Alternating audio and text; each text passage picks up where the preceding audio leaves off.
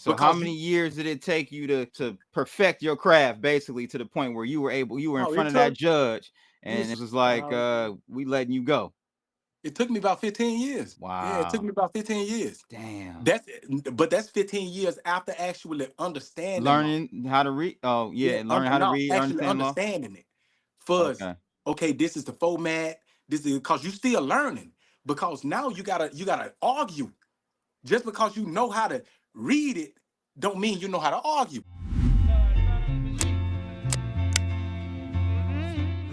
When they hit me, I went numb. I didn't even know how to even think about doing the rest of my life in prison, homie.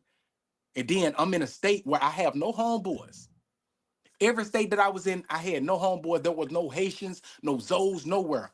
And that's what I always you was on the tier. You was on the tier. What they call y'all when y'all on the tier and ain't part of no gang and none affiliation? I had forgot. See, I'm gonna show you something though. Non-affiliate or something like that. Called like non-affiliate. They got a couple of different names depending on where you at. Yeah, it depends on where you at though. So you say your case was never closed. Was that by your choice or a fluke? Yeah, it was by my choice, because the thing is, after your direct appeal, your only remedies for relief is PRPs and habeas corpus. So it's only a certain amount.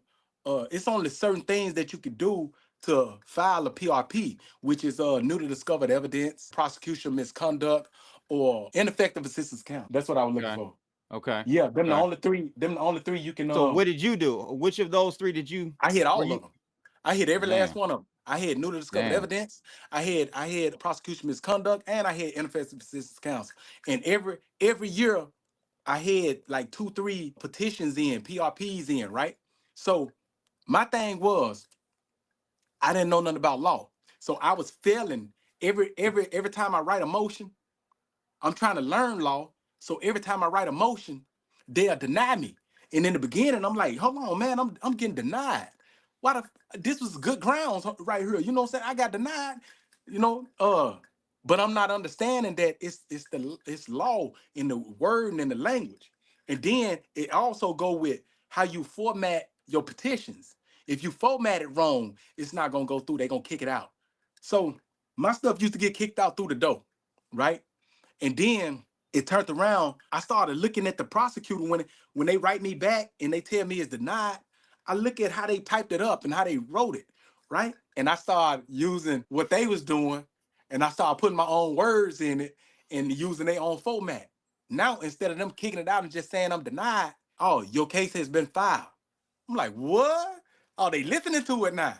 You know what I'm saying? So now I'm starting to find little nicks and crannies, man, to get myself further in the courts to be heard. I'm learning the laws, and so that it take years. It take years. You know what I'm saying? Crazy. So how many years did it take you to perfect your craft, basically, to the point where you were in front of that judge and it was like, we letting you go?